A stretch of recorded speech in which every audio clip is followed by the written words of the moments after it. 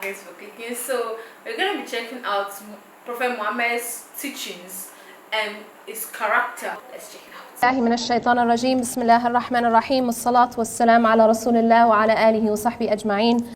The way that I want to approach this topic is to talk about the one aspect of the Prophet ﷺ's character which personally I really am affected by, and that is his compassion and his mercy for other human beings. And I want to talk about it from sort of a different angle than I think we typically talk about it, and that is how his life from the time he was born was a training ground for this compassion. The things that he went through in his life and the way that Allah subhanahu wa ta'ala raised him and fashioned him and trained him to be who he was and who he needed to be to carry out the mission that he carried out. And then what we can learn from that, and then what we can apply in our lives from his inspiration, from his life. And there was something that Sheikh Sohaib said that really hit me, and that was the concept he said about loneliness. That I really related to what he said, because I think there's this hadith where the Prophet ﷺ says, بدأ الإسلام غريبا وسيعود غريبا كما بدأ فطوبى للغرباء, that Islam began as something strange and it will return to being something strange as it began, and give glad tidings to the strangers. Now this to me, it's not to be understood that we're supposed to like dress different necessarily. Obviously we dress different, but it doesn't mean we can't wear things that are as long as they're within the confines of what is in Sharia, what is in fashion, as long as it's not a slavery to fashion, but it doesn't have to contradict. It doesn't mean we have to purposely sort of stand out. But the reality is that taking this path, you will at times be very much stand out. And that loneliness is just a part of the fact that most people are not on this same path. And if we decide that we want to take the path of the Prophet ﷺ, we have to be willing to deal with not always fitting in. One thing that I used to think about when I was younger, especially like in high school and stuff like that, is that oftentimes we want to fit in so much, right? This is like sort of there's this innate part of us that wants to belong. But then what I was reflecting on is the fact that we're told in many different traditions that the majority of mankind doesn't necessarily go straight to Jannah. And the fact is that means, just if we look at math, that means that the majority isn't going to be ultimately successful, at least not initially. And that means that the successful ones are actually the minority. So what that then leads to is that if you are among the successful, you will by default typically not be among the majority. And that's okay. And we have to be okay with that. And so when he went through his life, he was different. And he was, as he said, strange. And the things that he went through from the beginning of his life until the end, he went through struggle and he went through loss. And that's actually the whole idea of the year of sadness, and how he was stripped away from the people that were closest to him and the people that he loved, and how there was a reason why the Prophet ﷺ went through that. We talk a lot about the purpose of hardship and the purpose of struggle. But one of the purposes I want to focus on right now is that concept of compassion. That I think that one of the most beautiful fruits of hardship, one of the most beautiful fruits of struggle is actually empathy and compassion. And these are things that the Prophet ﷺ excelled in. And this is the way he needed to be in order to fulfill the mission that he had. He had to be compassionate towards people. He had to have empathy towards people in order to be successful at his mission. But what helped him to build that empathy and that compassion that Allah subhanahu wa ta'ala tells us about in the Quran is the fact that he went through stuff, is the fact that he lived. And when you find people, the people who have been through the most tend to also be the most compassionate. And the reason is that when you go through something, it softens you, or rather, it's supposed to soften you. This is one of the fruits of going through stuff, is that it's supposed to soften you inside. And this is actually one of the things, is that if you find that when you are going through struggle and when you are going through hardships, it's having the opposite effect inside, then that means you're reacting incorrectly. If I'm going through a storm, if I'm going through a difficulty and I'm becoming more harsh inside, or I'm becoming more hard inside, if my heart is hardening up, it means I'm doing something wrong. Because the purpose of a hardship is to soften me. You know, when Allah subhanahu wa ta'ala wants us to go into refuge, if I want you to go to a particular shelter, what needs to happen? What needs to happen for me to go to shelter? Right now, you know, we're not in any kind of shelter. Well, I mean, yeah, we're in a building, but we're not in like a bomb shelter unless there's a bomb. We don't go to a shelter until there's a storm. And so one of the things about bringing people to shelter is that the storm comes, and it's one of the purposes of the storm is actually to push you to shelter. If I'm not going to that shelter, then it means I have not fulfilled the purpose of the storm, right? So if Allah subhanahu wa ta'ala wants to soften us and make us more compassionate towards one another, and make us more merciful towards one another and less judgmental of one another, one of the ways to do that is actually to make us experience things. The Prophet ﷺ experienced things. He went through loss. He knew what it felt like to lose your parents. So now when he's dealing with an orphan, it's not something foreign to him. This is something that he has actually felt and he has actually gone through. And so this idea of taking from our hardships in order to beautify ourselves inside. But the key here is we're supposed to be softening up inside.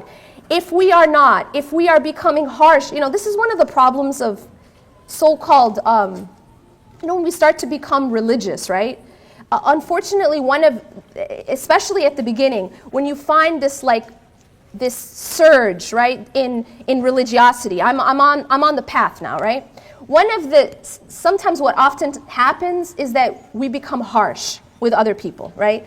And this idea of what I call the haram police. I put this post about gummies on my Facebook, and I had to mention that they were halal, just in case. But anyway, the point is that this idea of like what it means to be religious, that sometimes we think that to be religious, I become harder inside. I become more harsh. And the first people to get the brunt of my self-righteousness is my family, unfortunately, right? So now I start to become more harsh with my family. This is the wrong direction. Because the Prophet ﷺ said, خَيْرُكُمْ خَيْرُكُمْ لِأَهْلِهِ. The best of you are the best to your families. That means that when I become religious, I should actually become more kind to my family. That when I become religious, I should be treating my family better, not worse. I shouldn't be more harsh. I should be more soft with my family. And that's the indication of righteousness that the Prophet ﷺ teaches us. He said, the best of you are the best to your family. This is your litmus test. So you want to know, am I passing these tests that I'm going through? Am I passing these tests of hardships? Am I passing these tests of struggle?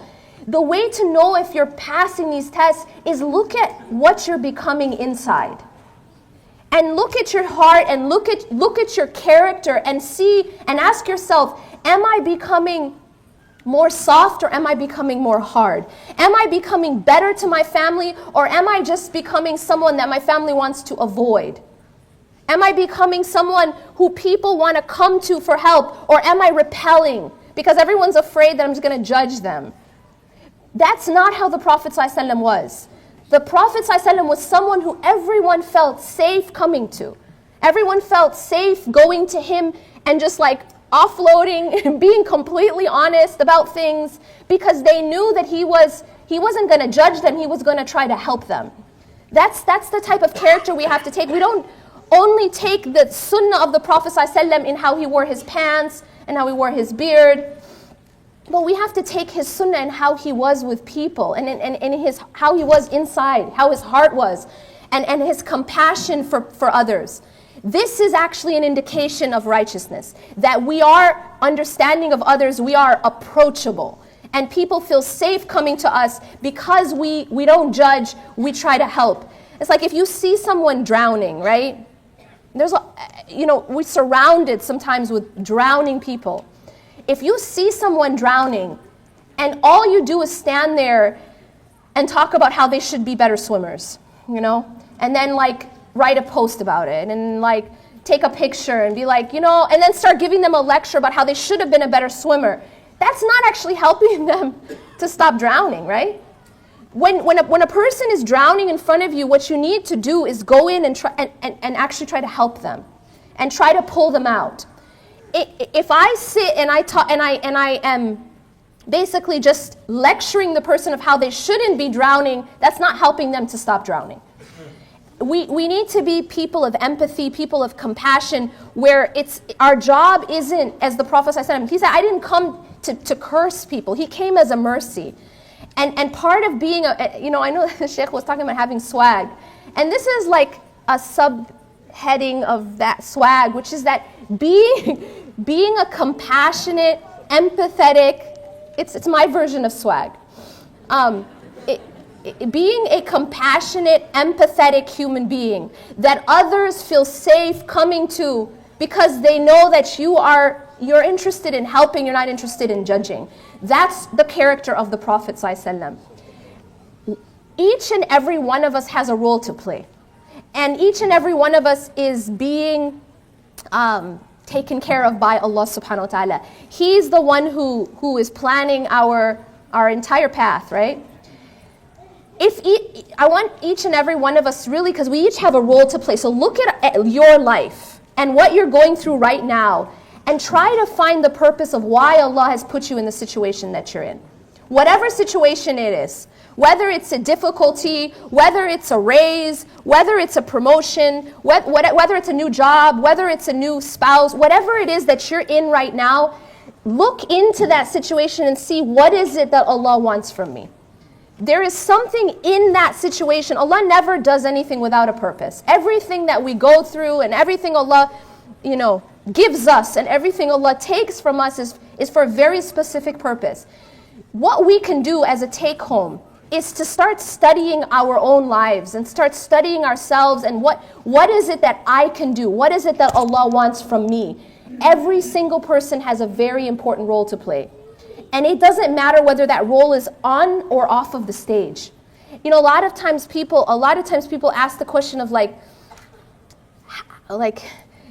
how do you become a public speaker? Give me a 1, 2, 3, this is the path that I want to take.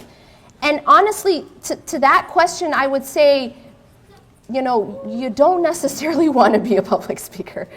That each individual has a very specific role that Allah has for them. And what I would advise each and every one of you, find that role. And then find how wherever you are right now in your life is intended to help raise you and train you to reach and embody that role. But don't necessarily look at someone else's role and say, I want that. Try to find your role.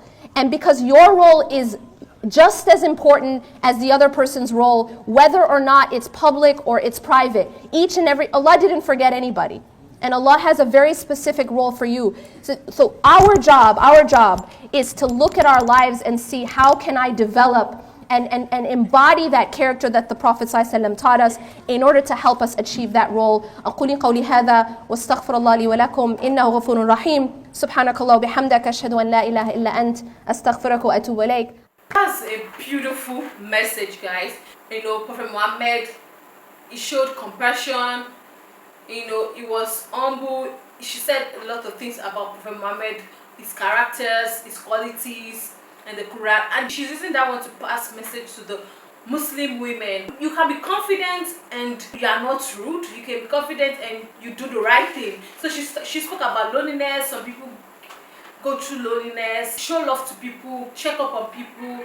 And don't be isolated from people. Try to mingle with people, and while living your life, don't try to imbibe bad things from people. You can look presentable without exposing yourself, without overdressing, without dressing too flashy. You can look good with that. So she's just trying to tell them that just look at the character of Prophet Muhammad, imbibe it in your life, be bold, be beautiful, dress well, be nice to people, speak politely. And that was a beautiful message. I really enjoyed it, guys. Thank you so much for watching, guys. I'll see you in the next one. Bye.